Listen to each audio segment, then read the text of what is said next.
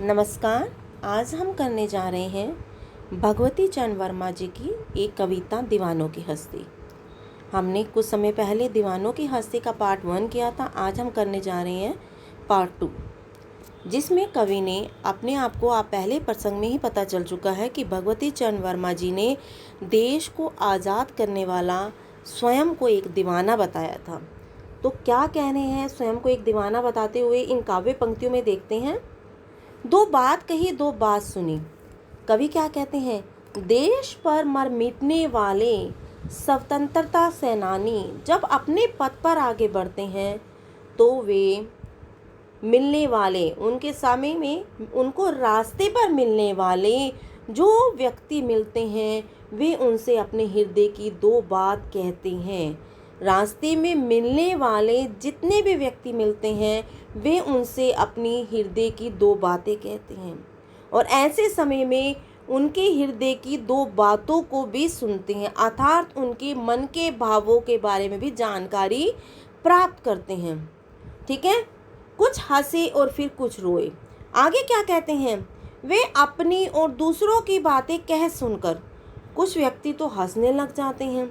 जब कुछ व्यक्ति उनके क्या करते हैं, अपने हृदय की उन बातें बताते हैं, हृदय की बातें उन्हें बताते हैं, तो ऐसे समय में जो अन्य व्यक्ति है उनकी बातों को सुनकर कुछ तो हंसने लगते हैं और उनके कुछ रोए।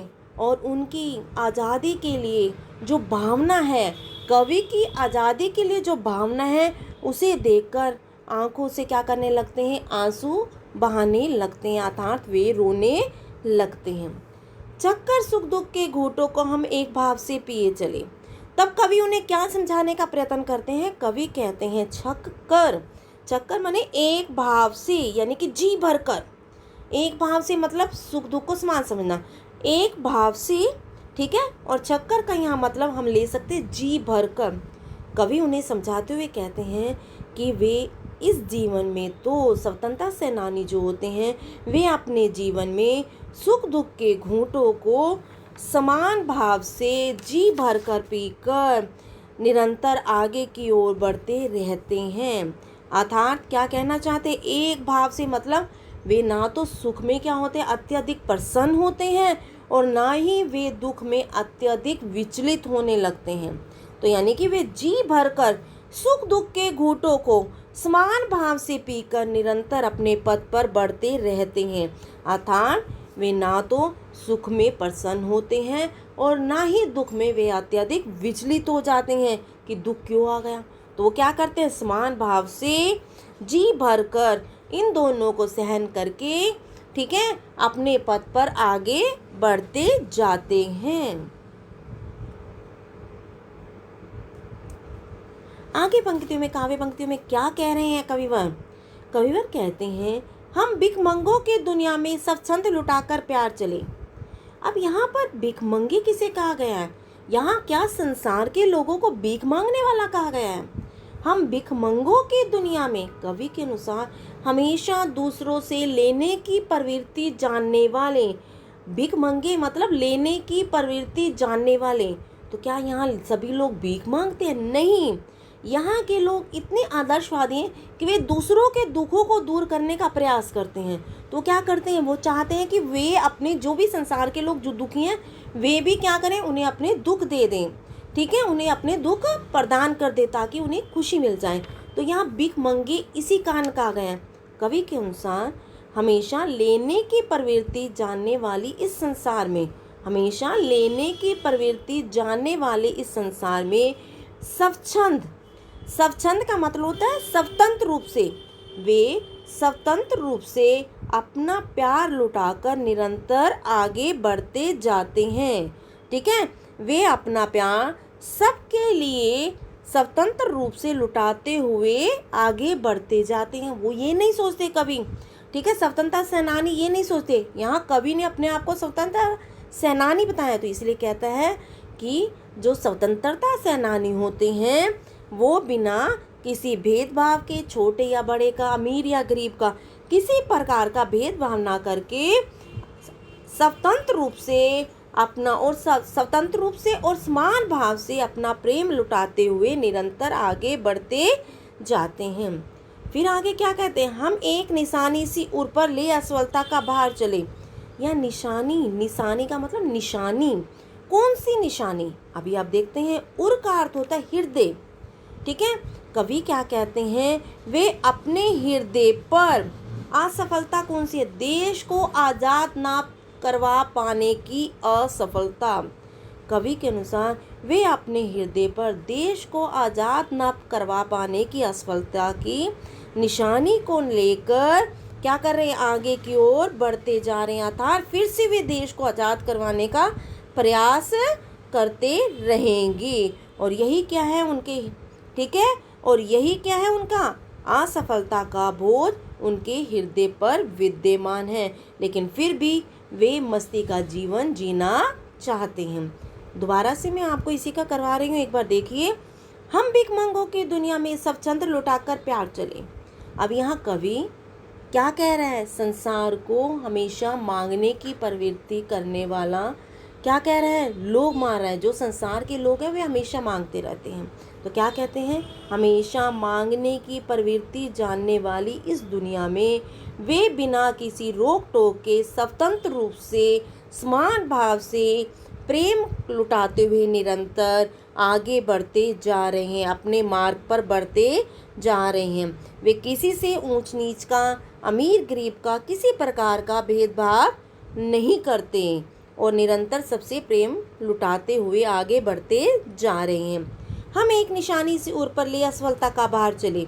अब यहाँ फिर क्या कहते हैं, कवि के अनुसार देश को आज़ाद ना करवा पाने की असफलता, देश को आज़ाद ना करवा पाने की असफलता की निशानी अपने हृदय पर लेकर आगे बढ़ रहे हैं।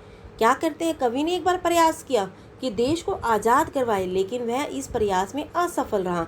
तो वो क्या कहते हैं, देश को आज़ाद ना करवा पाने की असफलता की निशानी को लेकर आगे बढ़ रहा है और मस्ती का जीवन जीते हुए वे फिर से देश को आज़ाद करवाने का प्रयास करेगा।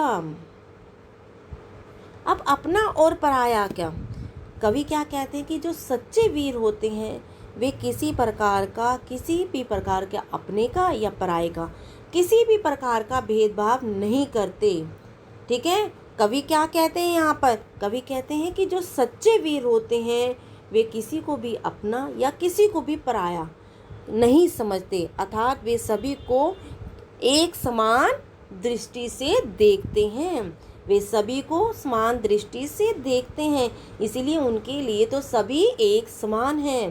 तो यहाँ पे प्रश्न क्या है, अब अपना और पराया क्या कर रहे हैं, वे दुनिया के लोगों से ही पूछ रहे हैं कि संसार में हमारे लिए कोई अपना नहीं है और ना ही कोई पराया है, ठीक है।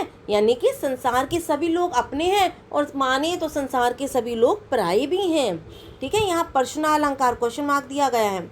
आबाद रहे रुकने वाले, आबाद रहे रुकने वाले, या आबाद का मतलब होता है बसना, रुकने वाले जो देश की आज़ादी में योगदान नहीं दे रहे वो रुके हुए हैं, यानी कि वो अपने स्थान पर स्थिर हैं, वो आगे नहीं बढ़ना चाहते, ठीक है, देश को आज़ाद करवाने का प्रयास नहीं करना चाहते, उनके लिए शब्द प्रयोग किया गया रुकने वाले। फिर भी कवि कहते हैं कि देश को आज़ाद करवाने में योगदान ना देने वाले व्यक्ति भी हमेशा आबाद रहें, बसे रहें या प्रसन्न रहें। देश को आज़ाद ना करवाने वाले, ठीक है, जो योगदान नहीं दे रहे हैं वे व्यक्ति भी हमेशा प्रसन्न रहें और बसे रहें, खुश रहें। हम स्वयं बंधे थे और स्वयं अपने बंधन तोड़ चले। कवि क्या कहना चाहते हैं, स्वयं बंधे थे, कहते देश को आज़ाद करवाने के लिए हमने स्वयं ही, ठीक है, देश प्रेम की भावना में हम स्वयं ही बंध गए थे। कवि के अनुसार वे स्वयं ही देश प्रेम की भावना में बंधे थे। या हम इसका दूसरा अर्थ भी ले सकते हैं कि जो पारिवारिक रिश्ते हैं वे स्वयं हमने अपने आप ही बनाए थे और आज हम उन्हीं रिश्तों को तोड़कर आगे की ओर, बंधन बने रिश्तों को तोड़कर आज स्वयं ही हम उन रिश्ते नातों को तोड़कर बलिदान के रास्ते पर बढ़ते चले जा रहे हैं। तो यहाँ आप ले सकते हैं कि देश को आज़ाद करवाने का बंधन, या ले सकते हैं कि जो पारिवारिक रिश्ते हैं उस बंधनों में वे स्वयं बंधे थे और आज उन बंधनों को वे स्वयं तोड़कर ही बलिदान के पथ पर बढ़ते चले जा रहे हैं। तो आपका यहाँ पर आप देख सकते हैं, यहाँ पर भी स आ गया, ये भी स आ गया, तो अनुप्रास अलंकार हो गया, प्रश्न अलंकार हो गया, मैंने आपको बताया था। ठीक है। और आप अगर देखना चाहें अपना और पराया, तो ये कैसे शब्द है, दोनों विलोम शब्द है। अपना और पलाया, यहाँ पराया विलोम शब्द हो गया। ठीक है ना, अपना और पराया विलोम शब्द हो गया। और आपको पता है यहाँ निस्वार्थ भाव से देश को आज़ाद करवाने की भावना को व्यक्त किया गया है। तो विलोम शब्द, प्रश्न अलंकार, अनुप्रास अलंकार, समझ आ गया होगा आप सबको। धन्यवाद।